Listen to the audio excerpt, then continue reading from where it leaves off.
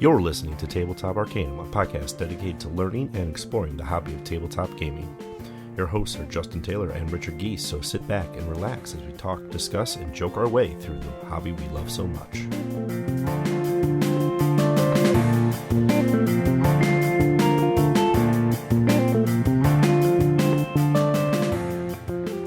One player is the bank and controls the guards, while the other players are a team of robbers. Take turns planning your actions by playing cards, but keep your strategies secret. Then take turns revealing your actions by moving, picking up money bags, triggering alarms, and more.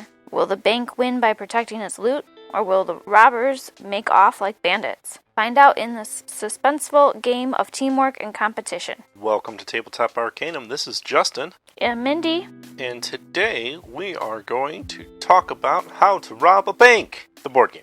Oh, okay. So this is a game put out by Big G Creative, designed by Peospero Hall, and is 2 to 4 players, ages 12 and up, plays in about 30 minutes, MSRP of $19.99. So I can't promise you that this game will teach you how to rob a bank, but you are doing a bank heist during this game, so it will feel very heisty in that sense. But regardless if you're running getaway cars, driving backwards around the block or not while it's waiting for you to throw money into the windows, that's fine. Don't worry about that. That's all part of a good heist.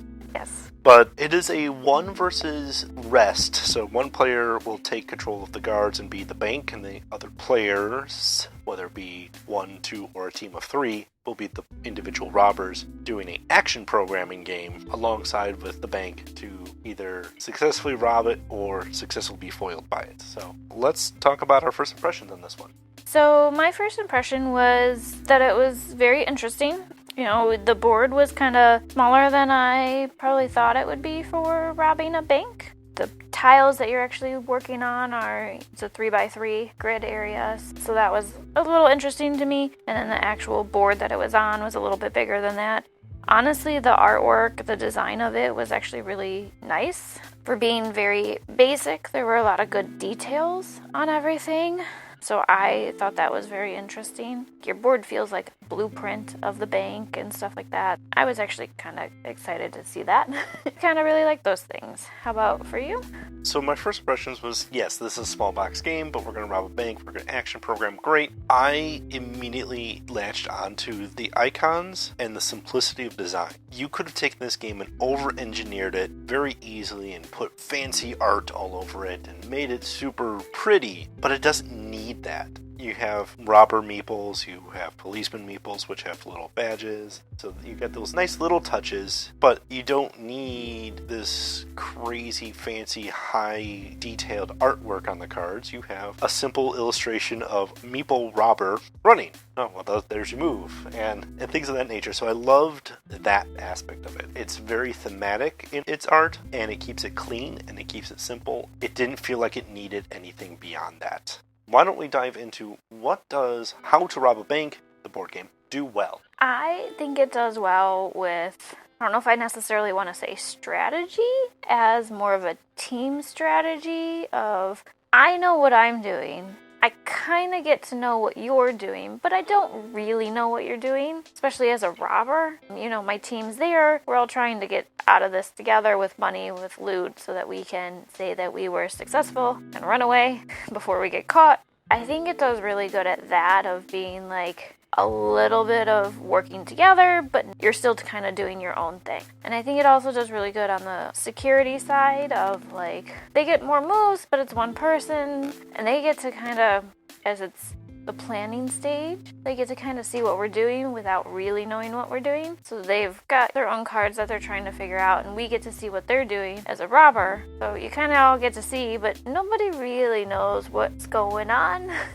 And those plans may be foiled just by what somebody else is doing. What do you think it does well on? This takes action programming and competitive action programming and cooperative action programming kind of to like a new twist, because you get that planning stage. So everybody gets to like do their first action card down. All right, and now we're going to lay our second action card down, but we're going to cover the first one. So now you have to remember what everybody's doing if you can help yourself. And then we're going to do it a third time, and a fourth time, and a fifth time. And the poor bank has to remember up to 3 other players' actions, as well as their own, to try to figure out, like, okay, your actions are very flexible of like, okay, this is a move. Well, it doesn't really tell you where you're moving, it just tells you you're moving. So like, okay, now where are the possible places for these people? Do I need to tackle them? Do I need to move myself? And like, I love it for that, and I think it does that so well in a way where it's tough. It is. To make sure to know what you're doing. Like, I knew when I was playing, like, I was pretty sure what I was doing. I had a faint idea where the other players and other pawns were going to be, and I hoped and I prayed, like every action programming game I've ever played, that somewhere around card 3, about halfway through the programming, things are just going to happen, and I'm going to just hope to have the right card after that point. Pretty much. Because, again, like all good action programming games, you can make the perfect action program and set up the perfect turn, and sure as heck, something's going to happen that's going to throw it out the window, whether it's some random malfunction that triggers from a card that you had no control over, whether it's another player that's in your space when you're supposed to go there and you bump and move or whatever, or forbid in this one, a guard tackles you and your next turn is tossed aside because you're standing back up. Screw that guard. You pepper spray him next time. That's what I say. Very true. So I think it does well in a lot of that, and I can't say anything else other than like I think that's where it really it does. It keeps the fun, it keeps lively, it keeps moving. Yes, it's a faster paced move of planning your steps and then moving through them as you go on to the next step. Because even at full 4 players, you're zipping around the table like plan, plan, plan, plan, plan, plan, plan, plan, plan, plan, plan, plan, plan, plan. All right, flip your decks over. Let's execute. Do the thing, do the thing, do the thing, do the thing, do the thing, like, right. You just kind of keep going like that, and I love it for that. So I enjoyed it a lot in those aspects. So now that I've gushed over this game a little bit, where are the opportunities on How to Rob a Bank, the board game? I think the opportunities are a little bit in the cards that you get per either the security person or the robbers. Could be a little bit better. A lot of your cards, at least as robbers, are consistent of 1 or 2 actions that can be put together, but a lot of them were, if all you have are like these 1 action cards that you're trying to play, it's harder because it's, 1 turn to do this, 1 turn to do that. Where the second ones, like if you had to do this and this, were a little bit easier, but we also found that those do this and this, which is great, but it doesn't give you maybe I can move, but now I can't steal something because somebody else is there. The cards that we really liked were the ones that like do 2 things, but on the second half it's either this or that. So I think more of those cards would have been kind of nice. And I think on the security side, I know a lot of them were like moved cards and didn't really give as many options, especially as many options as the robbers had. So I think a little bit more on the security side of them having more options of what they could do, like tackling robbers, would be nice. So I think that's where it could actually probably do a little bit better on the card portion of it. How about for you? So in the games we've played and some of the ones that we simulated too, I always kind of felt the robbers had a little bit more advantage over the bank. And if this was Mansions of Madness First Edition or some sort of like RPG emulated game where like the one player is more of a DM role, I could see that being okay. This is a competitive game where that narrative is just kind of loosely there, but like the bank is just trying to stop the robbers and their biggest weapon is to just be in the room. So yeah, they do get a lot of those movement cards, and when they're in a room with a robber and they're not incapacitated, the robber can't steal the money or do really much of anything in there except for leave it. So while the robbers are very action-oriented, the bank side is a little less exciting because it's more get in your way, but not actually stop the robbers, just prevent them from doing what they want to do, but don't really stop them, except for that occasional tackle that throws off all their plans. Stupid robber. Stupid. Yeah. Meh. It was still a fun game, and don't get me wrong. It was just one of those things like, I had this master plan, and then tackled the entire plan after the first card was ruined. Luckily, I had 2 other wonderful robbers with me that were able to do things where I was the floundering idiot. Yep. Which is great. Again, that's a great example. The robbers could still do everything, but the bank had to tangle with all 3 of them doing their own independent things. Yeah. So that's where I feel like there could be probably a better balance between the sides. I do feel that the robbers have a distinct advantage in our experiences with this one. Yeah.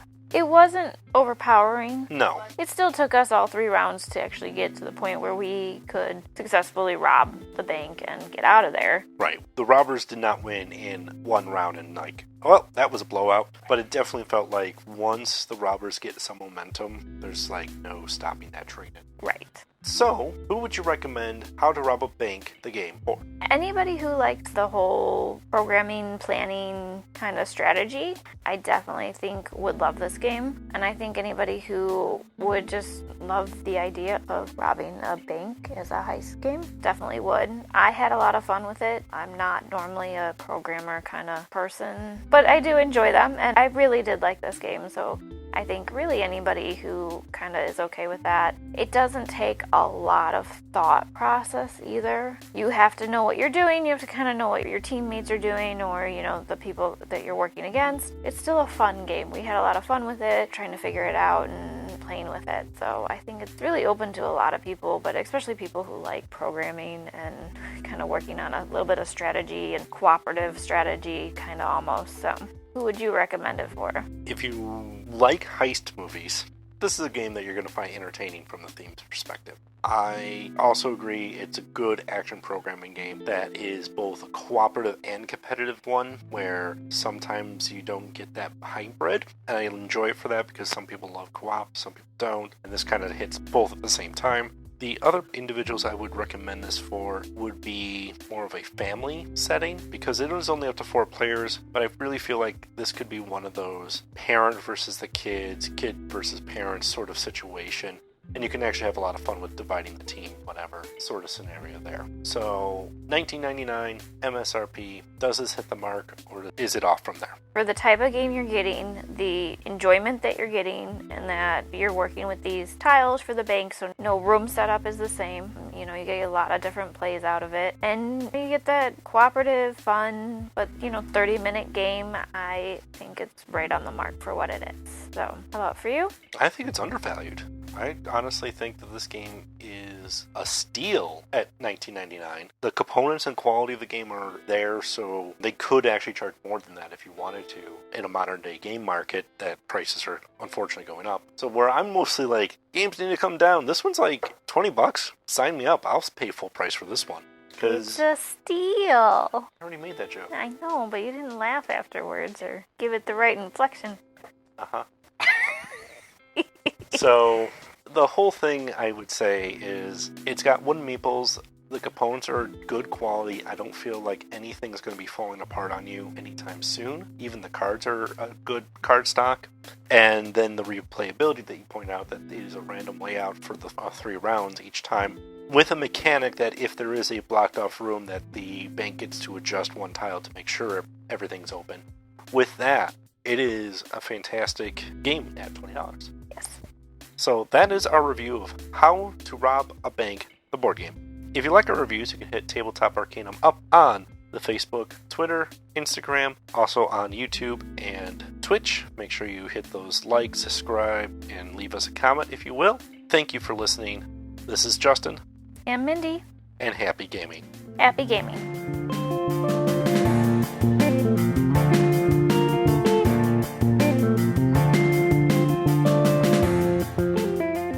You've been listening to Tabletop Arcanum, hosted by Justin Taylor and Richard Giese, and featuring the original music by Paul Moore and Isaac Gilbert. You can follow us on most social media platforms. Please don't forget to like, subscribe, and leave us a review on whatever platform you listen to podcasts.